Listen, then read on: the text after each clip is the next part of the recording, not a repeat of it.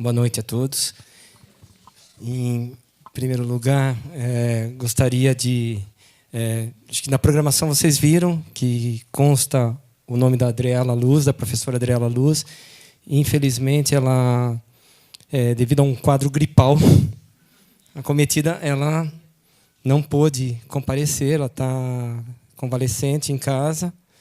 E como esse assunto é de domínio, nós trabalhamos juntos e eu tive a oportunidade de participar dos estudos para a elaboração dessa aula.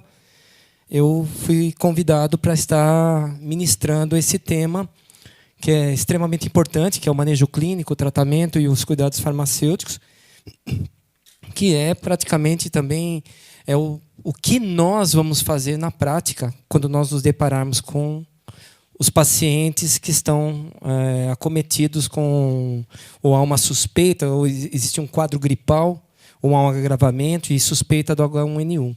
Então, nós sabemos que no estado de São Paulo são quase 12 mil estabelecimentos farmacêuticos. Então, o farmacêutico é a linha de frente.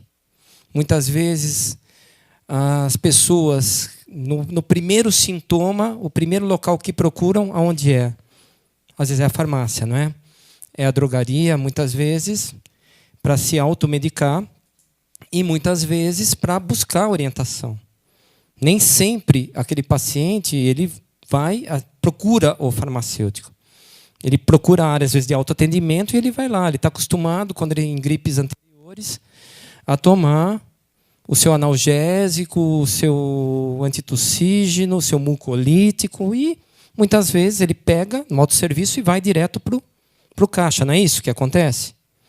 E algumas vezes, que deveria ser o ideal, sempre procurar o profissional de saúde da farmácia, da drogaria, que é quem?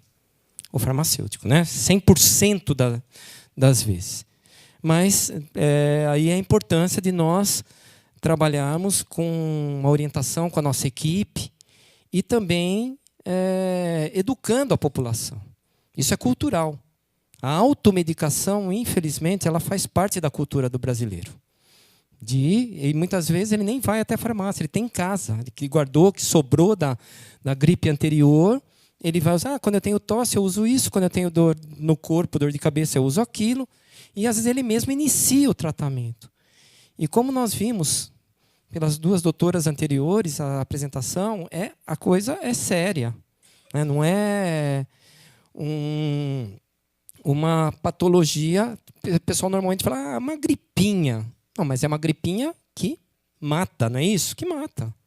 As estatísticas demonstram que o índice de mortalidade é alto. Então, exige uma postura diferenciada. E o farmacêutico ele é o profissional que tem essa capacidade de educar a população e de criar a cultura. E nós estamos vivendo realmente um ano totalmente atípico, né? Começou, como foi mencionado pela doutora Thelma, antecipado. Muitas vezes nós, farmacêuticos, não estávamos preparados, como grande parte da população e das autoridades. Eu mesmo me coloco, a minha área de atuação principal é a área de farmácia hospitalar. Eu trabalho no Hospital da Polícia Militar, aqui em São Paulo. E, atualmente, eu sou presidente da CCEH do hospital, da Comissão de Controle de Infecção, e tivemos que, normalmente, nós temos o nosso programa vacinal, existe o calendário, e, de repente, nós fomos acometidos no nosso pronto-socorro por pacientes que estavam chegando graves.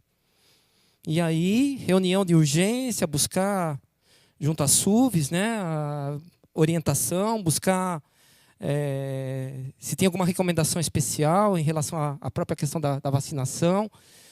Nós também, a primeira informação veio pela imprensa. Olha, H1N1 está voltando, tem vários casos notificados, e assim, não dá muito tempo para a gente pensar, tem que agir de maneira consciente e também de acordo com protocolos. Não dá para a gente tirar da nossa cabeça como que nós vamos orientar, como nós vamos agir. Então, para isso que existem as autoridades de vigilância epidemiológica, vigilância sanitária, que vão buscar as diretrizes, o próprio Ministério da Saúde, o próprio CDC americano, OMS, OPAS, que são os organismos internacionais que vão dar o subsídio para nós estarmos trabalhando.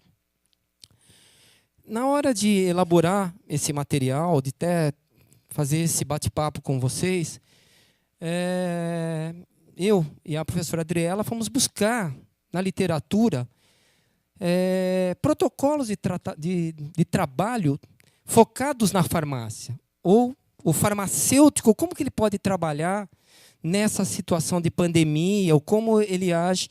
E realmente, como tudo na vida, existe um aprendizado.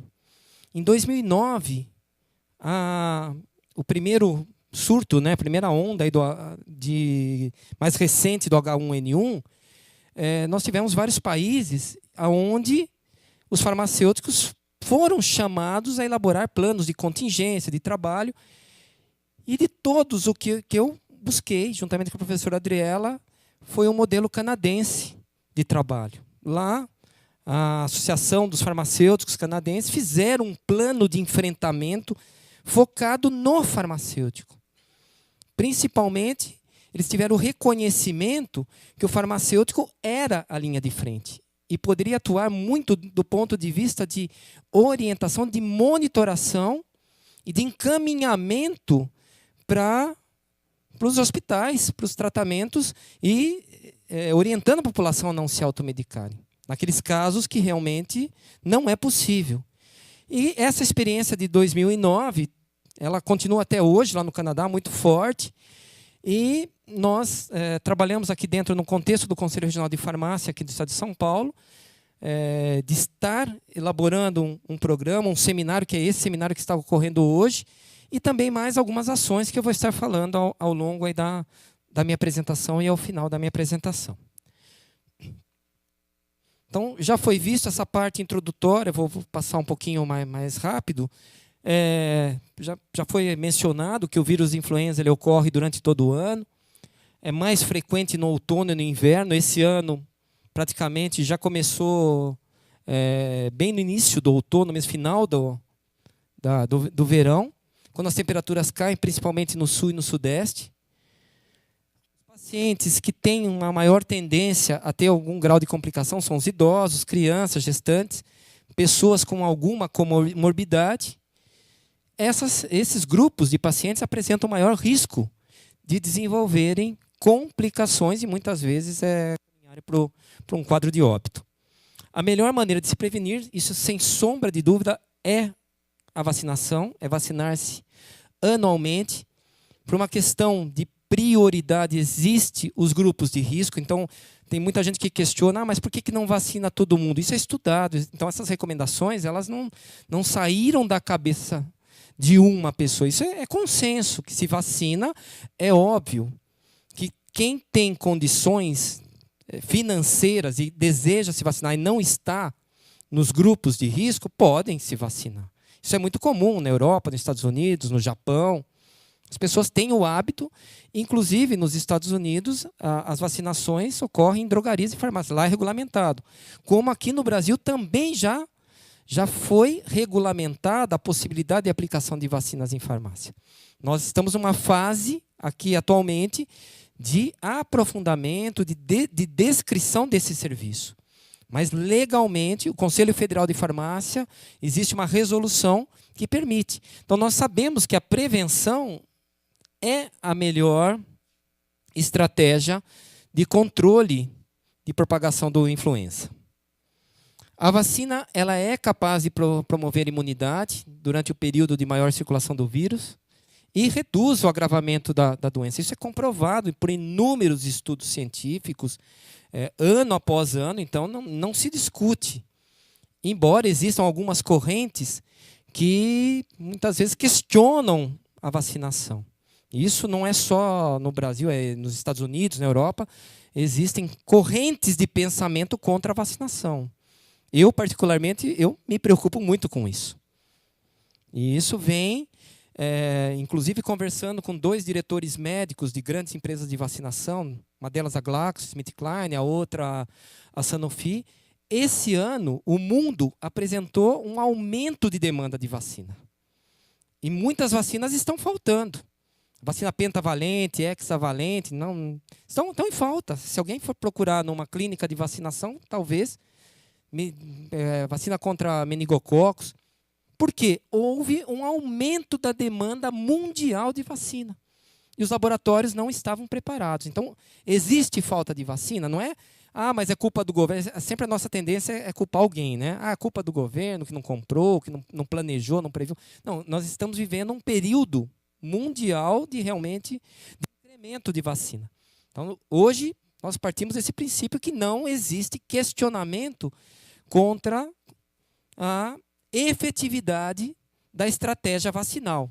Muito pelo contrário, nós estamos difundindo, disseminando e buscando atingir números cada vez maiores da população atendida. Quem tem a indicação da vacina? Então, indivíduos com 60 anos ou mais de idade, população privada de liberdade e funcionários do sistema prisional. Eu falo isso porque já fui questionado, inclusive, até no âmbito da Polícia Militar, nós temos um presídio, que é o presídio militar, Romão Gomes, onde os policiais que cometem delitos ficam lá. E é uma população atendida por nós. Anualmente está coberto. E às vezes algumas pessoas questionam, mas vai vacinar o preso e não eu que estou solto? Eu que sou um cidadão do bem? Isso, a questão da vacinação do sistema prisional, é porque ele está em confinamento. Isso é uma questão humanitária, é direitos humanos, não se questiona. Quer dizer, a dúvida todo mundo tem o direito de ter. Mas isso, nós, como profissionais da saúde, devemos, se alguém tiver alguma dúvida, mas vacina preso, que absurdo. Vamos usar essa vacina para vacinar outros grupos populacionais. Então, ela é, sim, prioritário, até porque um surto ali rapidamente se propaga e vai espalhar vai aumentar o número do uso do sistema de saúde, né? A níveis absurdos. Povos indígenas, crianças com idade de 6 meses e menores de 5 anos de idade, profissionais de saúde. Infelizmente, nós tivemos alguns questionamentos aqui no estado de São Paulo. Eu tive a informação hoje do Dr. Pedro Menegasso, que saiu a sentença. Em São Paulo, nós tivemos que judicializar, infelizmente. Porque alguns locais não estavam vacinando farmacêuticos, recusando a vacinar. Então, saiu a liminar hoje, reconhecendo. É um absurdo provar que a Terra é redonda, né? A Terra é redonda, não, eu vou provar, preciso provar que farmacêutico é profissional de saúde. E que é a linha de frente. É o primeiro lugar que a pessoa chega tossindo, espirrando. Onde é? Na farmácia. Mas, infelizmente, aqui no estado de São Paulo, nós tivemos que demandar judicialmente. Não estou dizendo, não estou generalizando que foram todas as unidades básicas de saúde, todos os municípios que tiveram esse problema. Eu, particularmente, a minha região, onde está o Hospital da Polícia Militar, ninguém questionou se ia vacinar. Quem eram os profissionais de saúde que iam ser vacinados? Apenas pediram a relação numérica, quantitativa. Qual que é o quantitativo do sistema de saúde da polícia? X. E nós fomos 100% atendidos. Eu não tenho, no meu caso específico, do que reclamar. Que foram vacinados enfermeiros, auxiliares de enfermagem, farmacêuticos, psicólogos. Quem trabalha no sistema de saúde direto com o paciente foi vacinado. Pessoas portadoras de doenças crônicas não transmissíveis. Outras condições clínicas especiais, conforme listagem definida pelo Ministério da Saúde, em comum acordo com as sociedades científicas, gestantes e puérperas. Então, esses são os grupos aonde tem indicação de vacinação. E os demais? Os demais podem ser vacinados, mas o sistema público não tem a obrigação de fornecer a vacina. Aí entra a rede privada. As pessoas perguntam, mas compensa? Eu entendo, minha opinião, que sim. Quem tem condições financeiras, vacine-se. Mas eu não estou em grupo de risco, eu sou adulto, eu sou saudável, me alimento bem. Ok. Mas a prioridade são realmente esses pacientes aqui.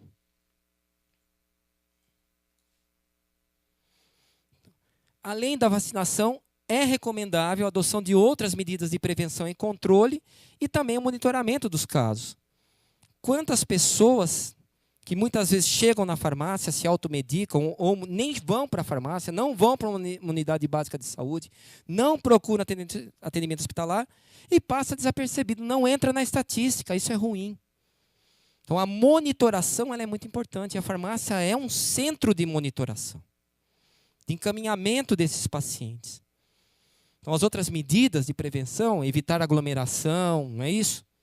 Você vai por exemplo, nós estamos vivendo um quadro epidêmico de H1N1. E vou num cinema lotado, num show, todo mundo num lugar fechado, todo mundo tossindo ali, espirrando. Não é o ideal, não é isso? Então são medidas que nós falamos, medidas de prevenção. Isso é até para orientarmos a população. E não é que todo mundo precisa ficar em casa, gente. Ninguém mais vai sair para trabalhar, ninguém vai sair para namorar, ninguém vai sair para passear. Não. Não é isso, é usar o bom senso. Bom senso é a palavra de ordem. Até para nós, como profissionais de saúde, e também para a população em geral. Aspectos clínicos.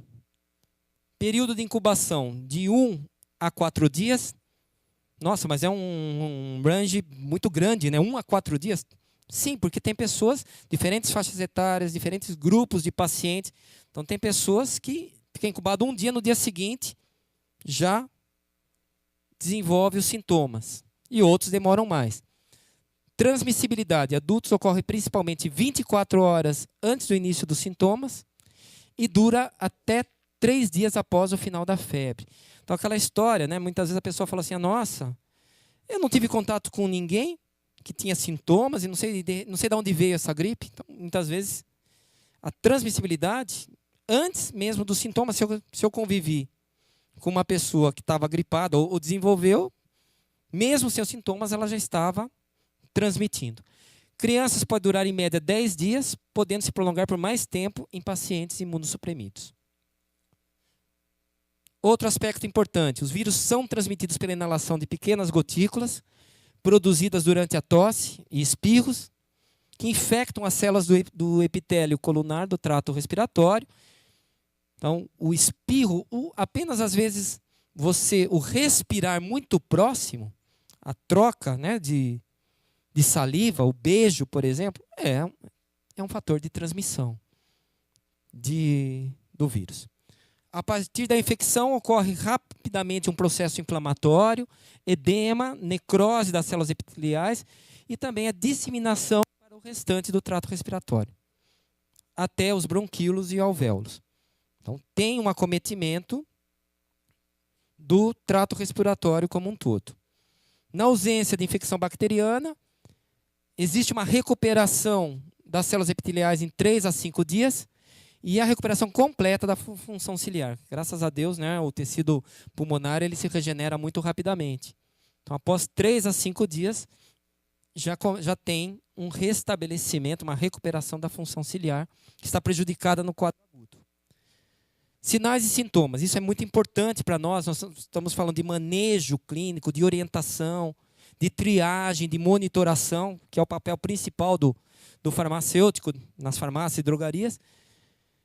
A infecção aguda das vias aéreas, que cursa com quadro febril, temperatura maior ou igual de 37,8 graus centígrados, com a curva térmica usualmente declinando após 2 ou 3 dias. Então, normalmente, eles têm um início, tem uma febre, acima de 37,8 e depois, 2 a 3 dias, começa 37,5, 37,4, 37,2, normalizando em torno do 6º dia de evolução. Normalmente a temperatura ainda fica um pouco alta, depois mesmo de 3, 4, 5 dias ela ainda está alterada.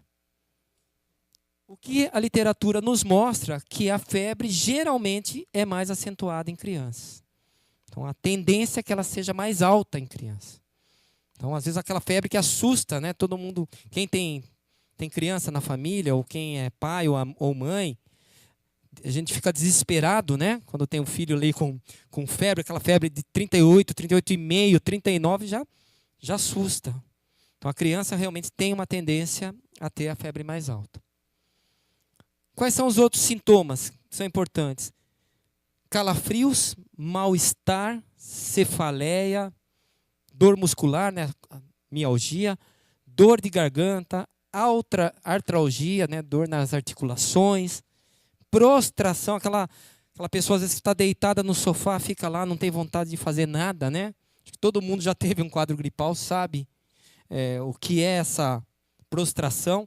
A rinorreia, secreção excessiva, nasal, tosse seca, aquela tosse que não é produtiva, você fica tossindo e dói, fica aquela dor horrível, né, nas costas. Então, esses sintomas habitualmente têm aparecimento súbito, mas nem todo quadro gripal tem todos esses sintomas. Nem todos, né? Então, mas eu tive uma gripe que só tinha dor no corpo, mas eu não tive febre, eu tive febre muito baixa. Ou eu tive só tosse, não tive rinorreia, praticamente. Mas será que era gripe mesmo? Então, isso existe uma variabilidade, não é? Esses são sintomas habituais, mas não são obrigatórios. Por isso, então não é gripe. Então não deve ser uma outra patologia. Muitas vezes começa principalmente com uma dor, essa mialgia, artralgia. Muitas vezes o paciente pensa até que é dengue, chikungunya. Eu mesmo já acompanho no hospital onde eu trabalho pacientes.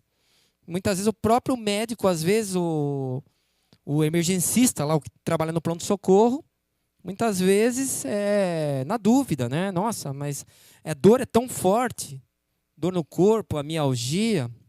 É óbvio que o diagnóstico ele não é farmacêutico. O diagnóstico, isso é importante ressaltar, ele é médico. O farmacêutico ele pode sim identificar sintomas, até mesmo para fins de monitoração de triagem. Mas o diagnóstico é do médico. Ele que vai diagnosticar, ele que vai fechar o diagnóstico se é um quadro, uma síndrome gripal, ou se é algo mais grave, ou outra patologia que muitas vezes tem sintomas parecidos. Pode ainda estar presentes diarreia, vômito, fadiga, rouquidão, hiperemia conjuntival, aquele olho vermelho, avermelhado. Então, isso não é todo paciente ou todo quadro gripal vão ter esse, mas pode aparecer. Então, muitas vezes, acho que eu comi alguma coisa que não estava muito bom, que estava estragada, uma intoxicação alimentar, e às vezes o quadro é gripal, né? Então, é possível a diarreia, o vômito, a própria fadiga, a fraqueza. Complicações.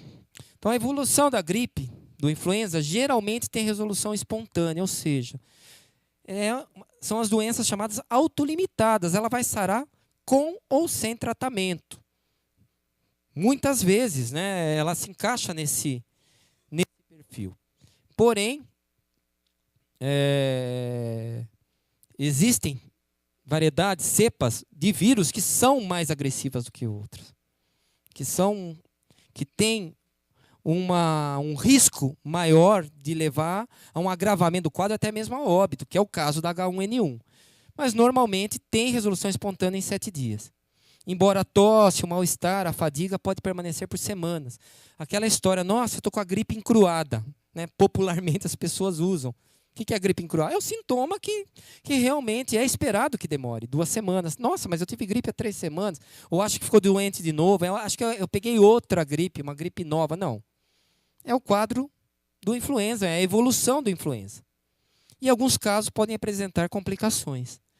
As complicações mais comuns são pneumonia bacteriana ou por outro vírus, sinusite, otite, desidratação, piora de doenças crônicas como insuficiência cardíaca, asma ou diabetes. Inclusive, esses pacientes, eles estão incluídos nos grupos prioritários para vacinação.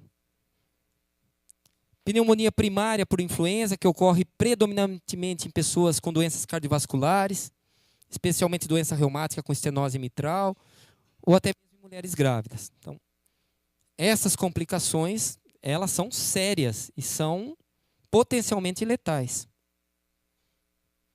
Sinais de agravamento, isso é importante, né? Quando o farmacêutico se depara com o paciente que chega na farmácia, é óbvio que daqui a pouco eu vou falar um pouquinho do atendimento, de algumas perguntas, quais são as recomendações, mas é muito importante estar ligado, estar atento a esses sinais de agravamento, que é o aparecimento de dispneia ou taquipneia ou hipoxemia, com a pressão de oxigênio menor que 95. Isso dificilmente você vai aferir na farmácia, na drogaria. Nós não temos nem condições técnicas, não temos instrumental para fazer um nível de saturação de oxigênio.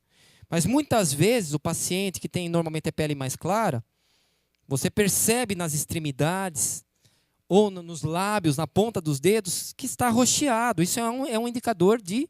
Às vezes o paciente já refere falta de oxigênio, estou com falta de ar, e já é possível visualmente isso que ele está com dispneia, ele está com um quadro de dificuldade respiratória.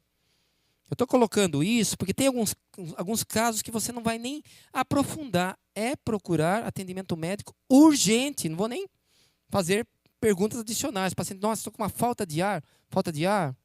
O que eu tomo? Nada. Você toma o primeiro táxi, o primeiro ônibus na frente e vai buscar uma unidade básica de saúde, um atendimento hospitalar, um pronto-socorro, uma UPA, perto do local. Outro quadro de agravamento, persistência ou aumento de febre por mais de 3 dias.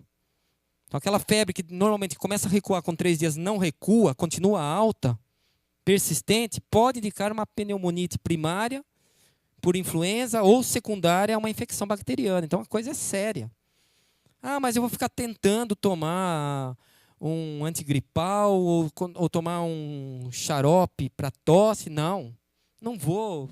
3 dias, 5 dias de febre, isso é inimaginável, né? Mesmo que o paciente não esteja em grupo de risco. É caso que de encaminhar para atendimento médico, orientar aquele paciente. Exacerbação de doenças pré-existentes, como doença pulmonar obstrutiva crônica, cardiopatia ou outras doenças com repercussão sistêmica. Então,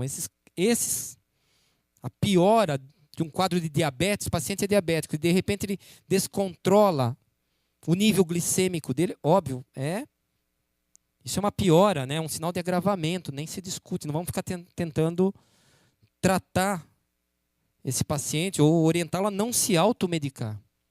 Disfunções orgânicas graves, como a insuficiência renal aguda, miosite comprovada por creatinofosfoquinase, o CK, maior do que 2 a 3 vezes do que os níveis normais. Óbvio que esse tipo de exame, ninguém na farmácia vai pedir um CK. Vai encaminhar isso para atendimento médico. Se o paciente relata muita dor no corpo, tem dor muscular, pode indicar um quadro de miosite. Ninguém vai fazer o trabalho do médico, o trabalho de um atendimento mais de maior complexidade. Então a gente tem que ter o bom senso. Quando eu falei de bom senso, vou repetir várias vezes, bom senso. Se eu noto um sinal de agravamento, é orientar o paciente urgentemente procurar o atendimento médico. Alteração sensorial, né? Paladar, ao toque, quadro de hiperalgesia. Você pegou em qualquer parte do corpo, já sente como se tivesse dolorido. Então, isso é também sinal de agravamento. Exacerbação nos sintomas gastrointestinais em crianças, diarreia, vômito. A inapetência, normalmente, ela está associada à síndrome gripal, mas normalmente piora. A criança não consegue comer nada, não se alimenta. Ou diarreia intensa, vômito, né? Quadro de desidratação, tudo isso é indicativo de sinal de agravamento. Condições e fatores de risco para complicações. Então, grávidas, em qualquer idade gestacional. A mulher que acabou de parir, né, puérpera, acabou de nascer o bebê, até 2 semanas após o parto, é um fator de risco. Se trata, grávida, chegou uma grávida, ou mencionou o quadro de gravidez, se trata, gente? Não há prescrição, indicação de nada. Qual é a prescrição para essa paciente, gente? Atendimento médico e rápido. Não se discute. Eu estou colocando essas, porque isso é postural. Por isso que eu defendo que o farmacêutico ele tem que orientar e tem que ficar muito ligado, principalmente naquelas drogarias que tem o setor de autoatendimento, e ficar do lado, olhando. Precisa de alguma orientação? Gostaria de conversar um pouco, de dialogar. E às vezes é uma grávida que chega na área lá de autosserviço. Então, gestante não deve, em hipótese nenhuma, se automedicar. Deve buscar o atendimento médico, atendimento especializado. Adultos maiores de 60 anos. Também, não vamos tentar, vamos passar um analgésico, vamos orientar ele a controlar a tosse. São pacientes que não se discute. A orientação, qual é? Atendimento médico, de imediato. Crianças menores de 5 anos. Também se encaixa nas condições, em fatores de risco. Maior risco de hospitalização é em menores de 2 anos, mas acima de 2 anos, de 2 a 5 anos, é preocupante, é perigoso também. Especialmente crianças menores de 6 meses. A taxa de mortalidade é alta nessa faixa etária. População indígena aldeada, ou seja, não é aquele indígena que já está aculturado, né, já está vivendo na cidade. É a população indígena que vive em aldeias. Também grupo de risco. Indivíduos menores de 19 anos de idade em uso prolongado de ácido acetil salicílico. Aumenta o risco de síndrome de Rey. Inclusive, o ácido acetil salicílico hoje ele vem ano após ano diminuindo o seu uso, a prescrição médica, prescrição odontológica e até mesmo, eu diria, a prescrição farmacêutica. Não dá para correr o risco de estar utilizando ácido acetil salicílico. Indivíduos que apresentem pneumopatias, incluindo asma, pacientes com tuberculose de todas as formas. Há evidência de maior complicação e possibilidade de reativação. Aquele paciente que é tuberculoso, tem tuberculose diagnosticada, está controlada, por exemplo, depois de 3, 4 meses do início do tratamento, ele é um paciente que pode ter uma recidiva, um agravamento do seu quadro. Cardiovasculopatias, excluindo hipertensão arterial sistêmica, nefropatias, hepatopatias.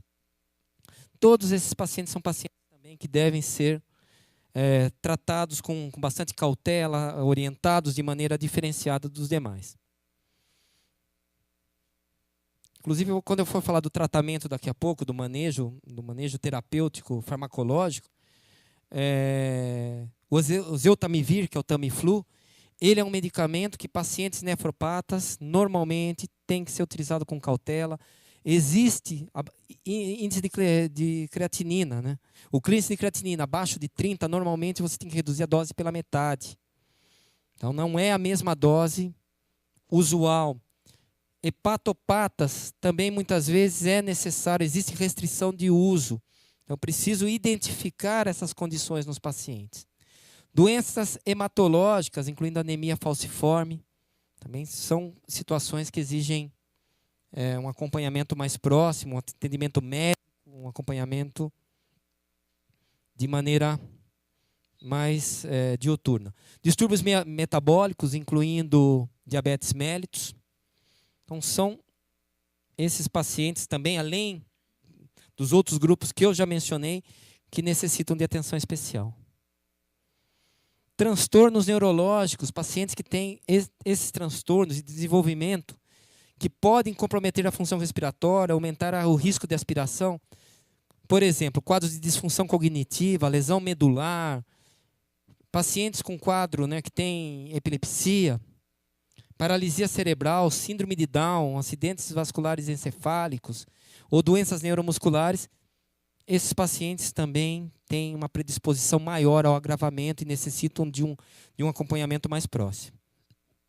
Pacientes imunossuprimidos, muitas vezes associados a medicamentos, como, por exemplo, paciente transplantado renal, que precisa utilizar transplantado cardíaco, que precisa utilizar imunossupressor também, se encaixa nesse rol de pacientes que necessitam de um atendimento diferenciado.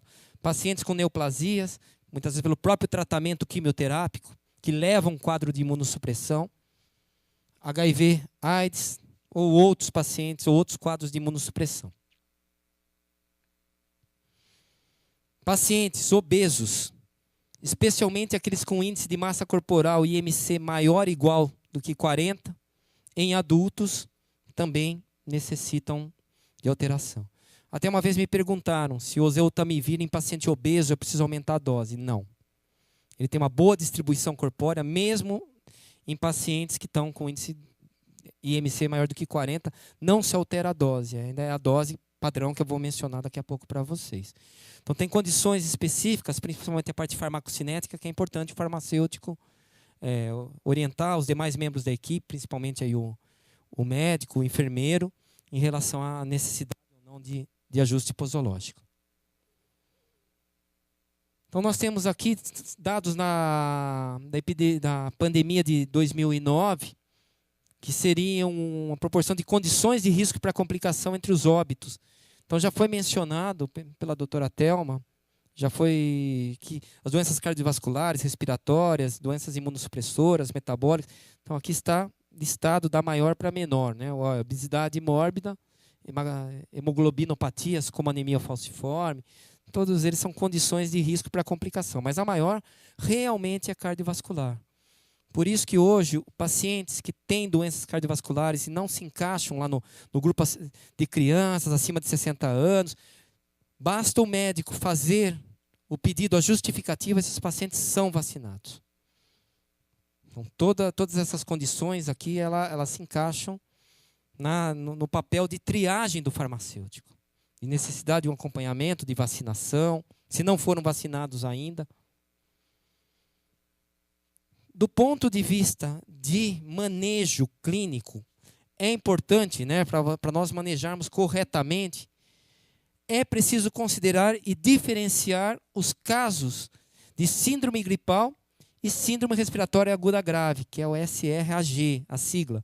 SG e SRAG. Como eu disse, eu mencionei para vocês que não cabe ao farmacêutico fazer diagnóstico, mas é importante nós conhecermos os sintomas, que nós somos a porta de entrada, muitas vezes, desse paciente. E saber diferenciar um paciente do outro e até mesmo a orientação, a triagem e o encaminhamento ao serviço hospitalar. Em relação à síndrome gripal, nós podemos definir como a síndrome gripal aquela que acomete indivíduos que apresentam febre de início súbito, mesmo que referida, olha, eu senti febre, mas eu não medi, senti aumento da temperatura, mas não medi, acompanhada de tosse ou de dor de garganta e pelo menos um dos seguintes sintomas: cefaleia, mialgia ou artralgia, e na ausência de outro diagnóstico específico, laboratorial, por exemplo. O paciente chega na farmácia e relata: olha, estou com um quadro febril, 38 graus, começou essa noite, agora, vamos dizer, 8 horas da noite, começou de madrugada, eu medi, estava 38 graus, estou tossindo, estou com dor de garganta, estou com dor no corpo, estou com mialgia. Que quadro é esse? É um quadro de síndrome gripal, ou pelo menos se encaixa no quadro, nos sintomas típicos de síndrome gripal. Em crianças com menos de 2 anos de idade, considera-se também como caso de síndrome gripal a febre de início súbito, mesmo que referida também. Olha, não cheguei a medir, mas eu só coloquei a mão na testa da criança, eu senti que ela estava quente, por isso que eu procurei vir correndo até aqui. Sintomas respiratórios, tosse, coriza, obstrução nasal, e na ausência de outro diagnóstico específico. E a síndrome respiratória aguda grave, a SRAG? Indivíduo de qualquer idade com síndrome gripal e que apresente dispneia ou os seguintes sinais de gravidade. O que é a dispneia? Falta de ar.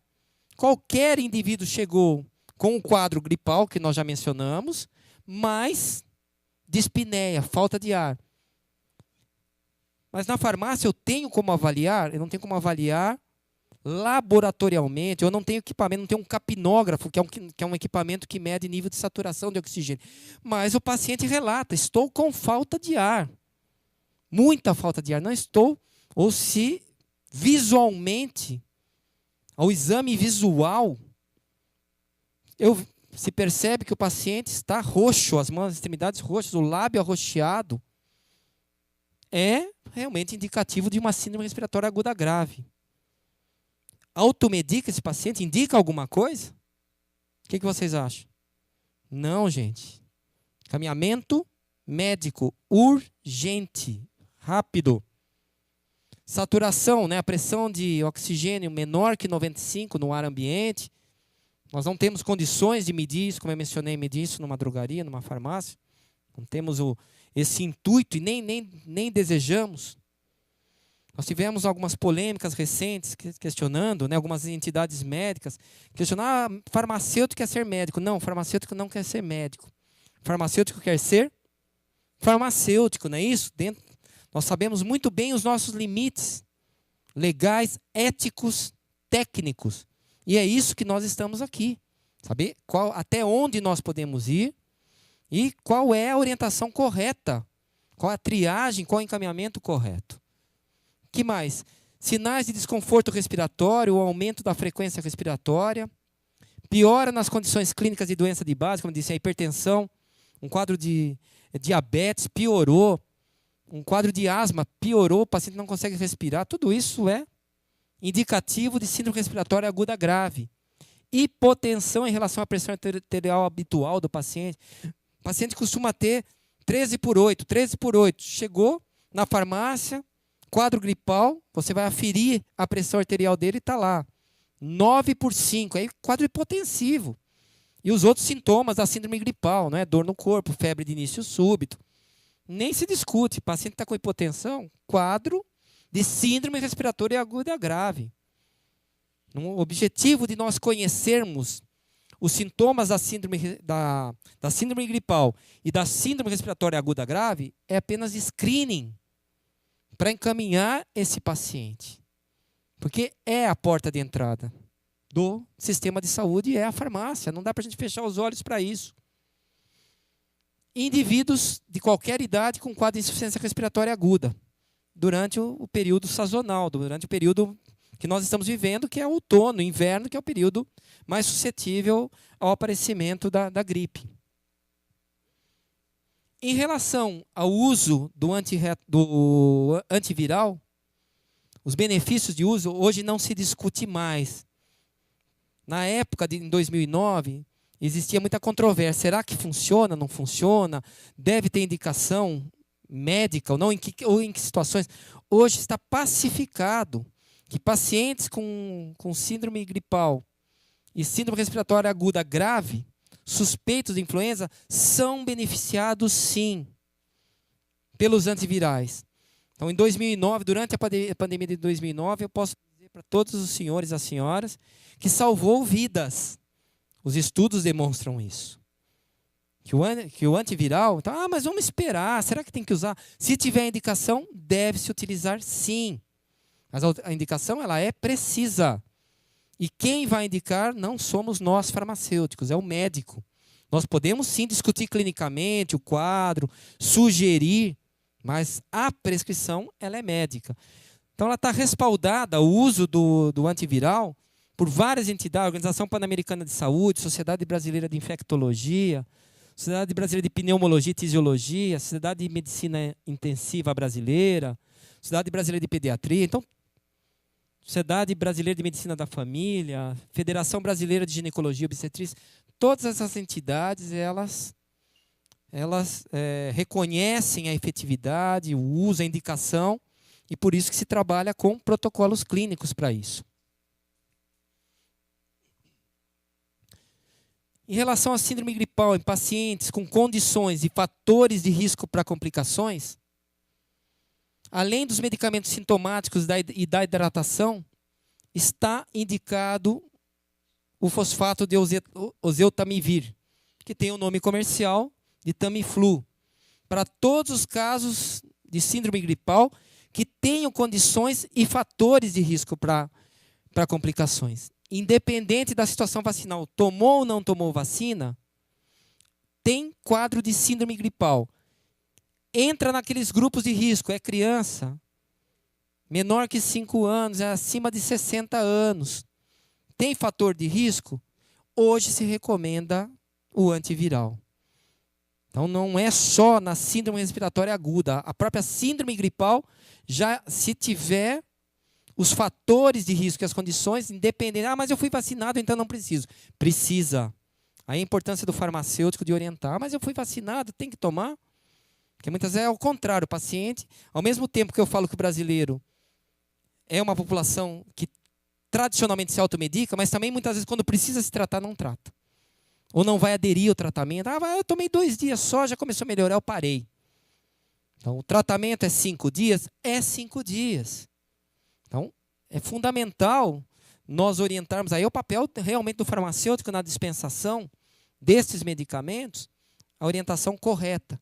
Se o paciente tem dúvida, será que eu tinha mesmo essa indicação? Aquela dúvida. E às vezes o próprio farmacêutico, com uma breve conversa com o paciente, não, você se encaixa, é grupo de risco, estava com quadro de síndrome gripal, e até mesmo o seu médico entendeu que era necessário a utilização. Então tem gente ainda hoje que pergunta, e colegas farmacêuticos que perguntam, eu achei que Tamiflu só se usava em hospital, só quando o paciente estava grave. Então, não é, né? Com o intuito de desmistificar, nós preparamos esse seminário, estamos aqui discutindo esse assunto, que está sendo transmitido para todo o estado de São Paulo e para outros estados também. Quem está acompanhando pelo link está vendo, está tendo acesso a essas orientações. Então, essa indicação do Oseltamivir fundamenta-se no pressuposto do benefício da terapêutica. Ou seja, o risco de usar e de não usar. Então, a balança pende para que lado? Para utilizar corretamente quando tem a indicação. Então, é comprovado que reduz a intensidade e a duração dos sintomas, também as complicações da infecção pelo vírus influenza, em pacientes com condições de fatores de risco. Então, isso, fundamento, não é porque o laboratório quer vender medicamento. Está comprovado cientificamente que os benefícios que salva, que diminui mortalidade, que diminui a exacerbação dos sintomas, que diminui o prolongamento da internação hospitalar. Então, realmente está comprovado. Então, nós passamos dessa fase, mas será que funciona? Será que não? Funciona e tem indicação, precisa. E quando prescrito corretamente, nós somos os primeiros a apoiar, orientar o paciente como utilizá-lo corretamente. Em pacientes com condições e fatores de risco para complicações e com quadro de SRAG, o antiviral ainda apresenta benefícios, mesmo se iniciado após as 48 horas do início dos sintomas. Eu lembro que em 2009... ainda nós não estávamos muito bem acostumados com a questão do Oseltamivir, como usar. E tinha um médico que falava, passou 48 horas, eu não vou usar mais. Então, isso não existe mais essa restrição. Mesmo após 48 horas, mas faz 4 dias, se o médico entender que é necessário, que existe algum benefício. Existe benefício. Isso a literatura demonstrou após 2009. Então, tem indicação sim. Que é aquela história, mas passou 48 horas, não adianta usar. Não adianta sim. Então, é algo que a gente vai desmistificando informações lá de 2009, não é tanto tempo, nós estamos falando de 7 anos atrás, que os estudos científicos deram um embasamento para essas mudanças, essas alterações de conduta.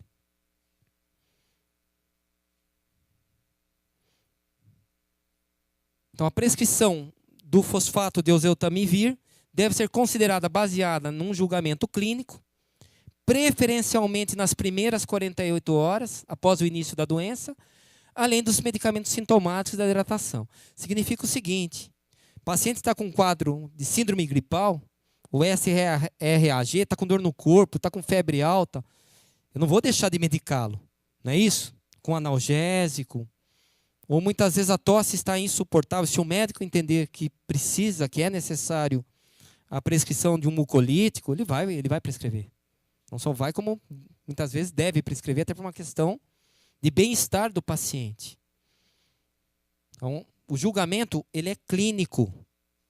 É clínica. Ah, mas não dá para esperar fazer o PCR lá para identificar se é realmente.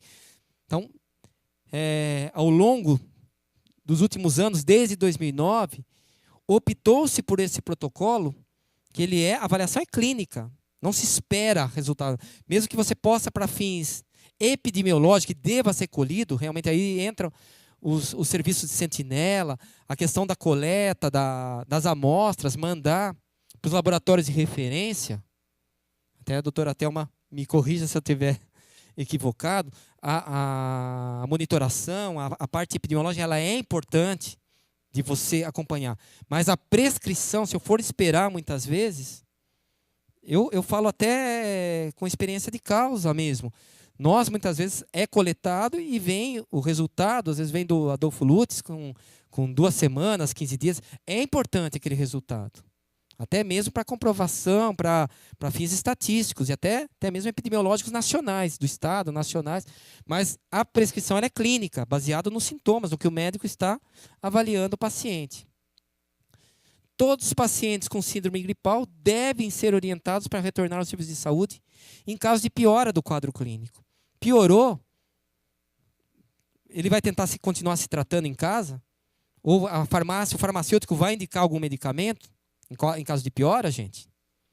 Nem se cogita, é procurar atendimento médico, atendimento especializado. Todos os pacientes que apresentarem sinais de agravamento devem também receber de imediato o tratamento com fosfato de oseltamivir, independente do início. Ah, mas faz 3 dias, 4 dias, como eu mencionei para vocês. Então, piorou, teve sinal de agravamento, tem indicação aí do oseltamivir. Então, os medicamentos. Nós temos 2 medicamentos antivirais. O mais conhecido realmente é o Tamiflu, é o que foi comprado em uma quantidade suficiente pelo Ministério da Saúde já lá em 2009.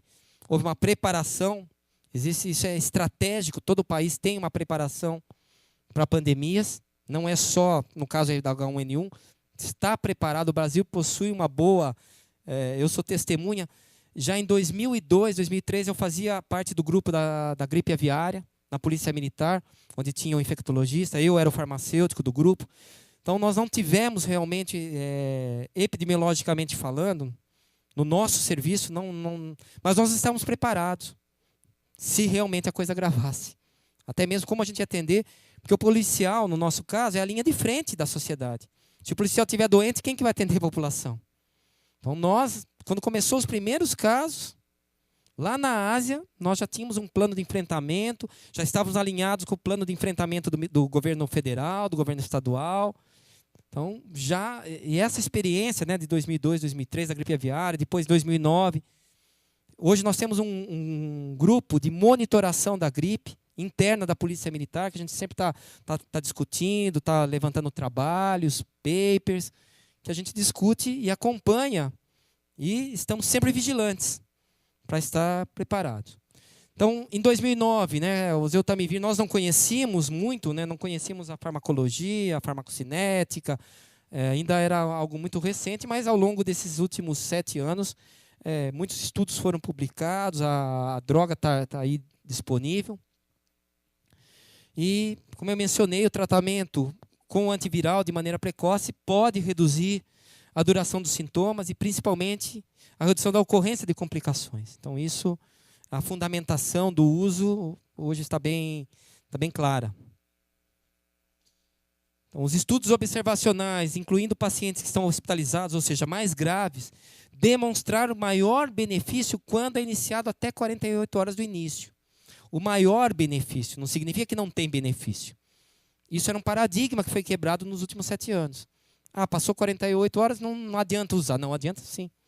Então, óbvio, quanto mais rápido eu procurar, por isso que aquele paciente que procura a farmácia com uma síndrome gripal e às vezes tem uma comorbidade, entra no grupo de risco, não, vai para casa, toma lá o analgésico, vai melhorar sozinho daqui a 3 dias. Se não melhorar, daí você procura o médico.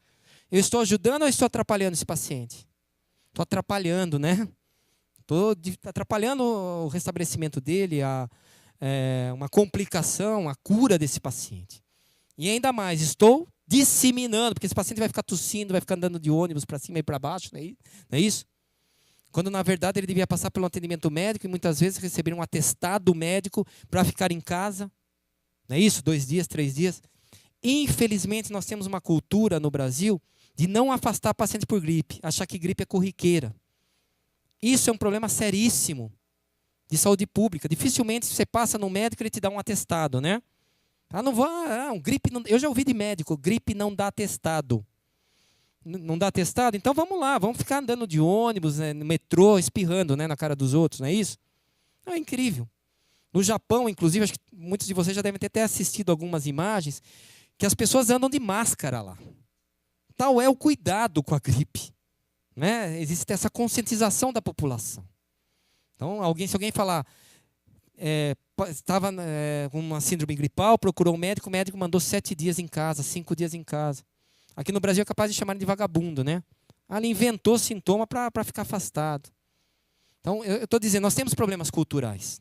Temos. Isso nós temos que começar a quebrar. Isso entre os médicos, nós farmacêuticos, que a coisa é séria. Que a gripe é uma coisa séria. Não é uma coisa corriqueira, né? Óbvio, existem outras doenças que têm um índice de mortalidade muito, muito maior. Mas é uma doença preocupante. Alguns estudos sugerem que o oseltamivir pode ainda ser benéfico para pacientes hospitalizados se iniciado de 4 a 5 dias após o início do quadro clínico. Aquele paciente grave, né?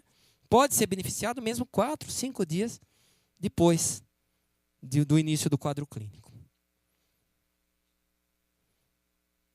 Então, em relação ao tratamento, aqui a posologia, acho que todo mundo, né? Aí alguns já conhecem, outros não, mas é importante nós estarmos atentos para esse quadro. A posologia, ela varia conforme a faixa etária. Então, o paciente adulto, dosagem de 75 miligramas dia, VO, por 10 dias, de 5, né, a 10 dias. Então, hoje se recomenda um mínimo de 5 dias de tratamento. Para grande parte da população, 5 dias é suficiente, em 2 tomadas diárias, né, 75 miligramas. Crianças maiores de 1 ano de idade e crianças menores, inclusive a Associação Canadense, o protocolo canadense, ele não recomenda usar oseltamivir abaixo de 1 ano de idade, diferente do Brasil. A Sociedade Americana de Pediatria, ela recomenda a partir de 15 dias de idade o oseltamivir. Então nós seguimos no Brasil o protocolo americano, né? o guia brasileiro. Então aqui as dosagens, menor que 15 quilos, né? Criança menor que 15 quilos, 30 miligramas por dia, VO 10 dias, maior do que 15 a 23, 45 miligramas, 23 a 40, 60 miligramas, 40 quilogramas, 75 miligramas. Então, praticamente, a partir de 13 anos de idade é a dose do adulto.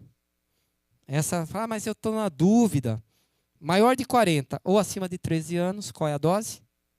A dose do adulto.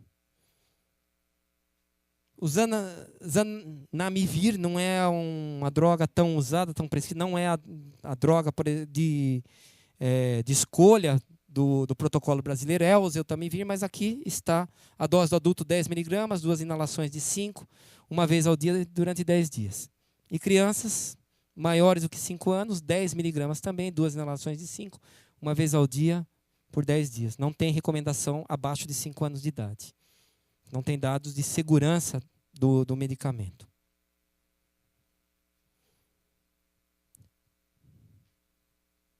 Em relação ao tratamento. Então, os efeitos colaterais, os efeitos adversos mais comuns são náuseas, vômitos e diarreia. Se vocês olharem a bula do Tamiflu, do oseltamivir, vocês vão encontrar que está descrito síndrome neurológica, distúrbios psiquiátricos, por exemplo, alucinação, mas isso é muito raro, gente.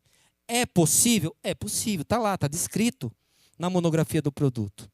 Se o paciente relatar, olha, eu tomei e comecei a ter alucinação, é possível que seja um medicamento. Conduta, procurar atendimento médico, não é isso? E aí até a questão de farmacovigilância, a farmácia pode até notificar, apesar de estar na bula do produto, nós esperarmos que... Mas os mais esperados são esses. Náusea, vômito e diarreia. Precisa assustar o paciente? Não. Tive um quadro de diarreia, vomitei. Não. É de se esperar que é o efeito colateral do medicamento. Recomendações individuais. Isso são gerais. Todos os pacientes com síndrome gripal, SRAG, permanecer em casa durante 7 dias após o início dos sintomas. É o que eu estava mencionando para vocês, a questão do repouso. Que no Brasil não se tem a cultura de afastar, de dar o atestado. Se a criança, o pai e a mãe, às vezes, a criança 2 dias baixou a febre, o que ela faz? Manda para a escola, não é isso? E vai essa criança lá espirrar na cara do coleguinha, ou se é uma criança ainda que está na idade menor que 2 anos de idade, pega a chupetinha, põe na boca da outra criança, e aí vai disseminando, né? Uma verdadeira fábrica de doenças, né? As creches. Na verdade, a responsabilidade é de quem? Dos pais, né? De não mandar essa criança para a escola, né? E aí não está ajudando, está amplificando a disseminação. Reposição de líquidos e sais, se hidratar bastante, hidratação intensa. Lavar as mãos com água ou álcool gel, não tocar mucosa, ficar esfregando os olhos, o nariz. O álcool gel é importante, né? Se todo mundo tivesse o álcool gel em casa, vai cozinhar, lava as mãos, né? Ou vai manusear, tem alguém doente em casa, tem uma criança doente, você é o cuidador dessa criança, o idoso é o cuidador. Lavar a mão, ou utilização do álcool gel, cobrir boca e nariz quando espirrar ou tossir, de preferência lenço descartável. Pior coisa, aqueles lenços de pano, né? Que aquilo ali é um foco disseminador, né? de vírus. Evitar contato próximo com outras pessoas, escola, trabalho. É uma questão de humanidade, né? de cidadania.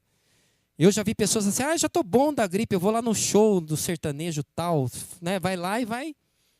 Nem se recuperou, está lá na fase de disseminação e vai. Vai para o cinema, gente. Começa a tossir lá no meio do cinema. Então, é falta de civilidade, né? O brasileiro precisa evoluir bastante ainda. Cabe a nós, no nosso aspecto educacional, de orientar a população, os nossos pacientes que nos procuram. Essa é a parte que eu trouxe, que são pontos que eu entendi que são importantes em relação ao manejo, ao tratamento. E eu vou trazer agora para vocês o que nós desenvolvemos aqui no CRF, São Paulo. Na verdade, existem protocolos, como eu mencionei, protocolos do Ministério da Saúde, protocolos internacionais.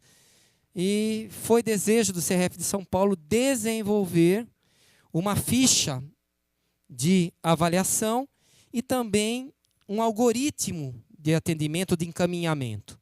Na verdade, para facilitar o atendimento.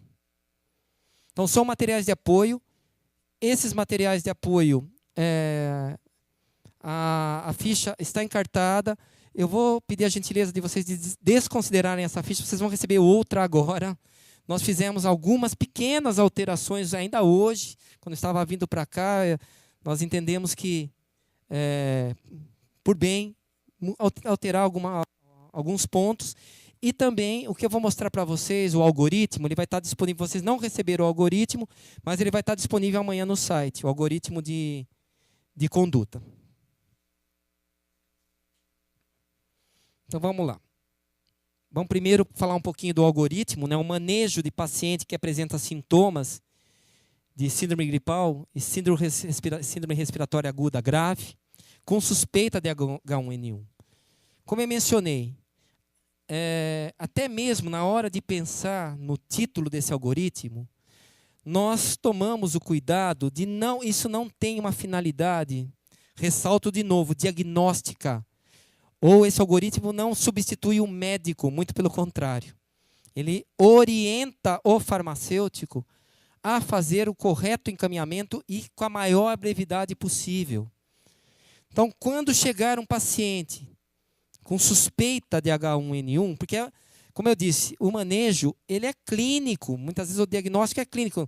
E nós, farmacêuticos, nós não devemos nos preocupar, eu quero fechar o diagnóstico, quero diagnosticar.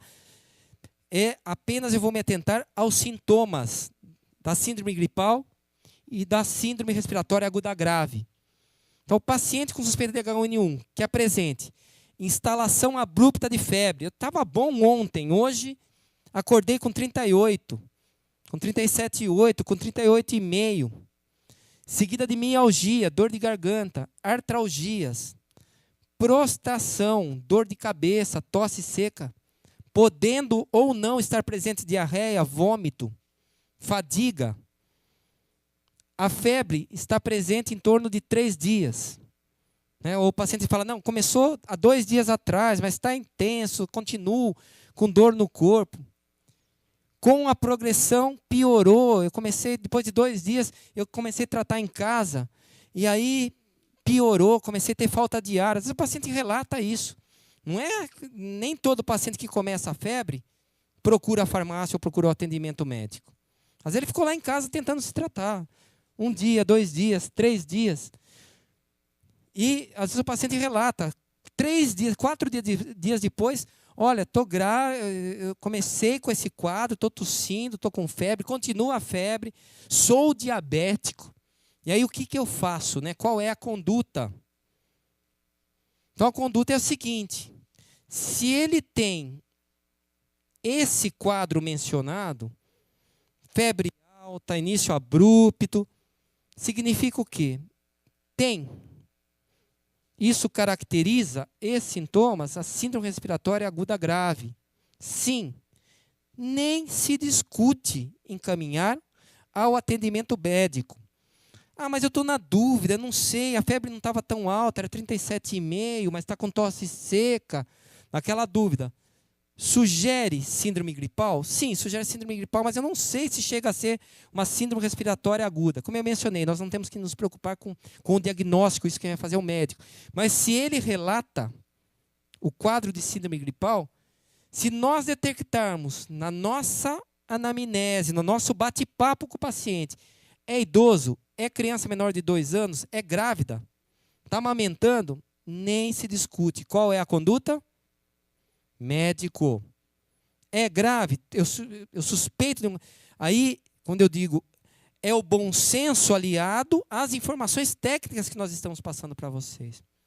Na dúvida, o que a gente vai fazer? Médico, não é isso? Na dúvida. Médico, não vou ficar, não sei, não lembro bem da apresentação. Ou eu vou olhar lá o material que o CRF disponibilizou. Na dúvida, encaminhamento ao serviço médico. Vamos dizer que não. É um adulto, jovem, está bem de saúde, se alimentando bem, só relata febre, quadro típico de síndrome gripal. Está com tosse, rinorreia, só. Mas não é grupo de risco. Então, não. Então, possui fator de risco, ou tem sinais de piora, ou ele relata que piorou. Começou bem, no 3º dia comecei a ter falta de ar. Conduta? Encaminhar ao serviço médico, por melhor que o paciente aparente. Se ele mencionou que piorou o quadro clínico dele, ou ele tem um fator de risco, tem asma, por exemplo, mas ele é jovem, está bem, a febre não foi tão alta assim, atendimento médico. Eu não vou correr risco, porque ao se direcionar ao atendimento médico, provavelmente o médico, por avaliação clínica, vai indicar o Zeltamivir. Então, não é como nós tratávamos gripe há 10, 15, 20 anos atrás, que tentava, ficava esperando. Hoje, nós temos um protocolo. Vamos dizer que não possui fator de risco, está evoluindo bem. Nesse caso, e somente nesse caso, com muita responsabilidade, o farmacêutico pode prescrever o tratamento sintomático, além das medidas que eu mencionei, evitar local aglomerações, espirrar nos outros, não lavar as mãos, deixar de lavar as mãos. Então, nesse caso, o tratamento sintomático, para tratar o sintoma, a tosse, a dor no corpo, a dor de cabeça, a febre. Piorou, a qualquer piora, nesse momento, imediatamente a gente tem que orientar o paciente, na dúvida.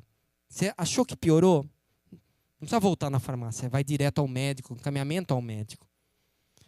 Melhorou o quadro? acompanhamento e orientação. Nós mesmos vamos orientar o paciente. Melhorou? É para melhorar em 3 dias. Não melhorou? Piorou? Encaminhamento. Vocês estão vendo que a única possibilidade nesse algoritmo do farmacêutico é ele esgotar todas as demais comorbidades, situações, né, grupos de risco. E para facilitar esse manejo, que é um manejo farmacêutico, na verdade, isso, se vocês procurarem na literatura, não está no Ministério da Saúde, não existe um algoritmo farmacêutico. Isso foi elaborado com muito cuidado, muita cautela, muita ética, para não configurar que isso é um tratamento médico. Então, isso é baseado, em grande parte, na experiência canadense, que eu mencionei que estão bastante avançados em manejo da gripe, de ter um algoritmo de referenciamento. Mas isso é algo desenvolvido no âmbito aqui do Conselho Regional de Farmácia de São Paulo e que nós estamos divulgando. O tempo vai dizer, realmente, talvez, se altere, se exclua ou não recomende mais, sempre é procurar um médico, mas nós entendemos que no contexto de saúde pública do Brasil, a complexidade do Brasil, que sendo a farmácia o centro de primeiro atendimento de grande parte da população, nós temos que ter, o farmacêutico tem que estar muito bem informado e fazer o devido encaminhamento e a interpretação do algoritmo. E para facilitar, se chegou o paciente, quando nós falamos encaminhamento ao serviço médico, desde 2013, o Conselho Federal de Farmácia ele regulamentou as atividades clínicas através da resolução 585 de 2013. A 585 ela criou um documento chamado parecer farmacêutico, que na verdade é um documento de encaminhamento ao médico ou ao serviço de saúde. E é essa ficha que eu vou mencionar para vocês agora, que vocês receberam. Acredito que acho que todo mundo já recebeu a nova, né? Já foi trocado. Já está aqui, tá não. Não precisa trocar não. Aqui tem os sinais de agravamento, né? O que seria a piora, atenção para os sinais de alerta, né? Confusão mental, frequência respiratória diminuída. E aqui está a ficha de atendimento farmacêutico que vocês receberam, que é a ficha nova. Então, na verdade, a ficha original, se vocês olharem, ela estava a ficha de atendimento ao paciente com suspeita de H1N1. Não é. Então, nós não podemos dizer, muitas vezes nem se encaixa como suspeita H1N1. É um paciente que eu atendi com síndrome gripal e que eu preciso fazer algumas perguntas para ele. Eu deveria fazer. Atendê-lo de maneira diferenciada. Então, dados demográficos, nome do paciente, idade. Com essas simples perguntas, eu já sei se ele se encaixa no grupo de risco. Acima de 60 anos, vou tentar atender, vou falar, parou aqui. Se eu cheguei aqui, idade 65 anos, óbvio, eu devo até terminar de preenchimento da ficha, mas eu já sei qual é o resultado final. É encaminhamento ao médico. Eu vou terminar de preencher, vou terminar de fazer o atendimento. Se é gestante, mesma coisa, tempo de gestação, tudo isso, essa ficha, inclusive, vai ajudar.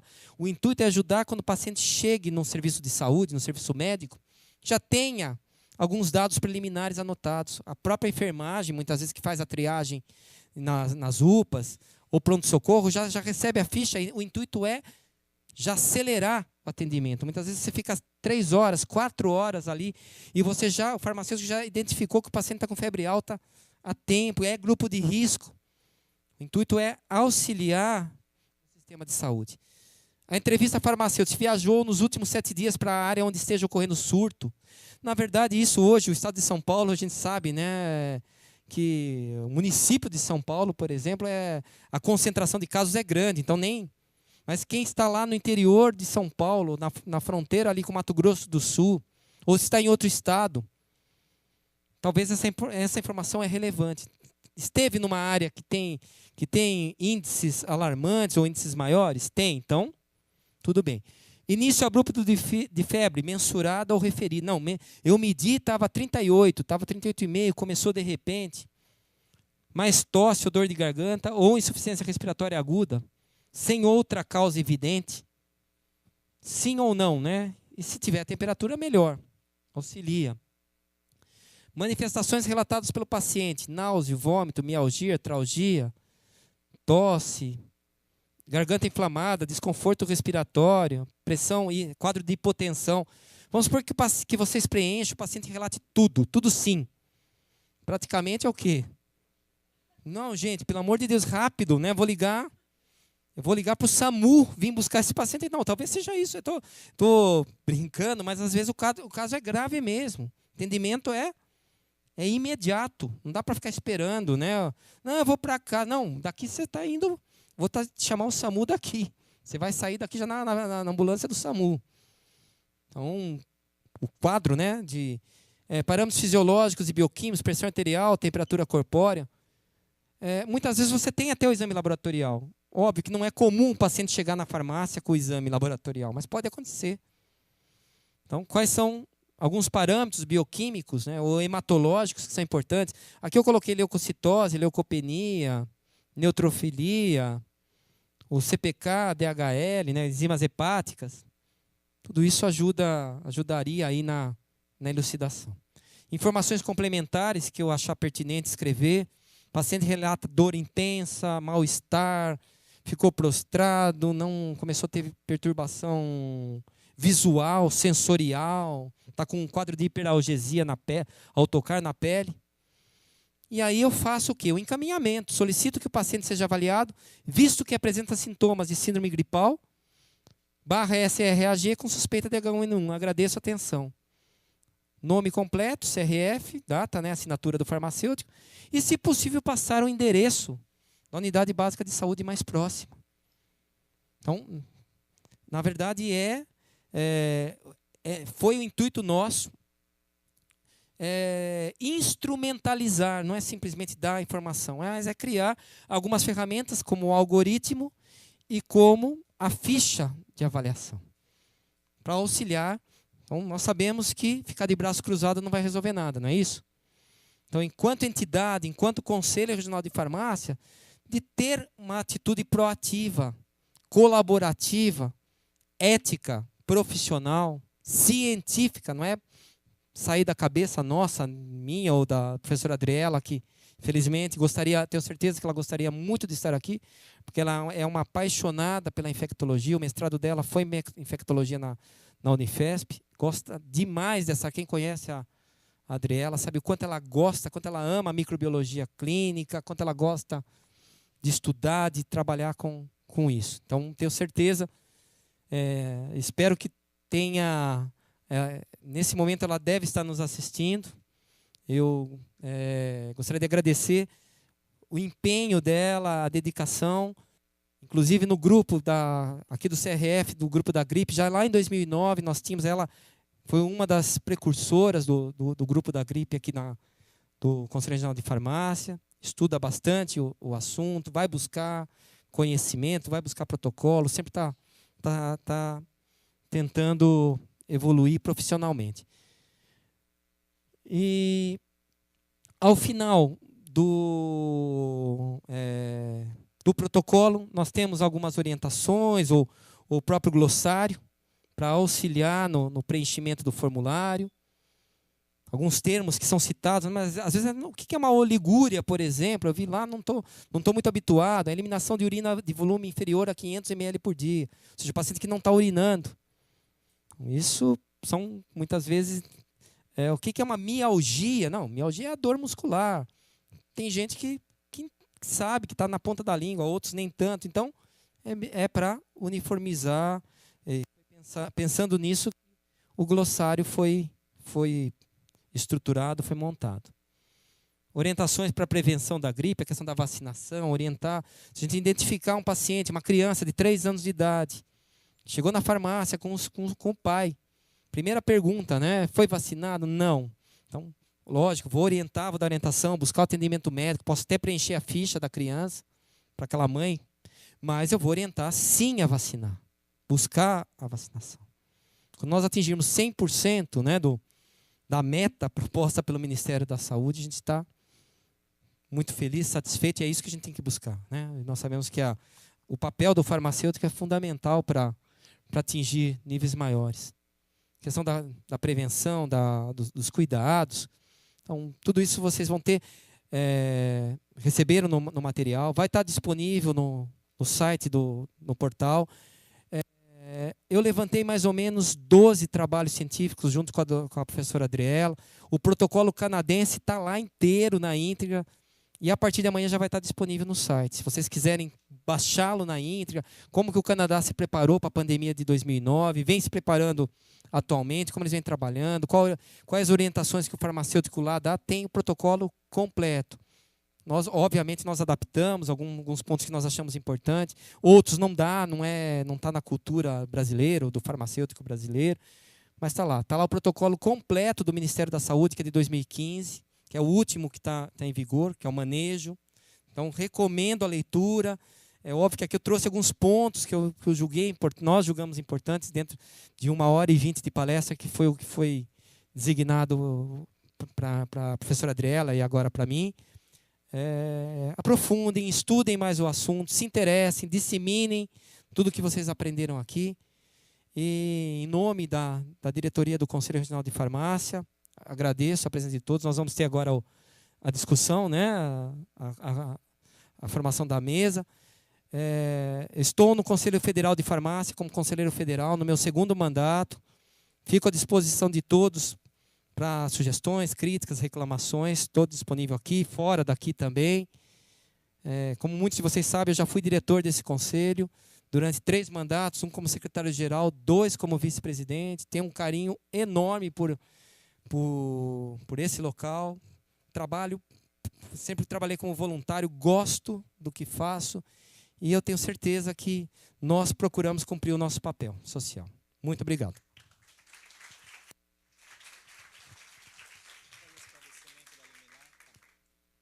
Bom, alô.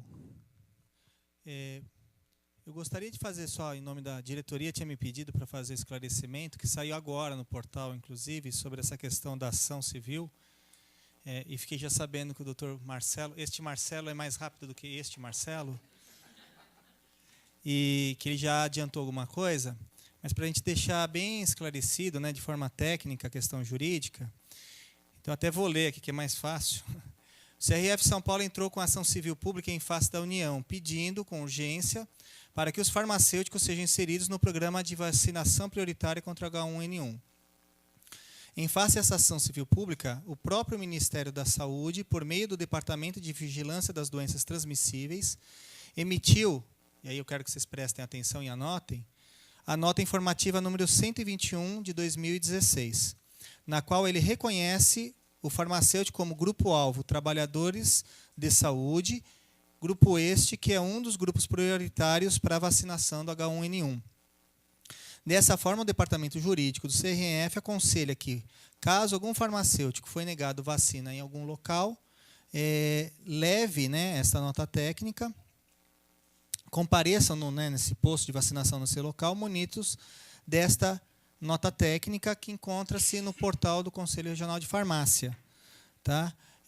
No caso aí das seccionais que estão nos ouvindo, os diretores regionais, estaremos enviando isso aqui também por escrito para todas as seccionais e solicitar aí os diretores regionais também que sejam multiplicadores dessa informação. Então, esta nota técnica ela está na íntegra no portal do Conselho, caso aí seja necessário.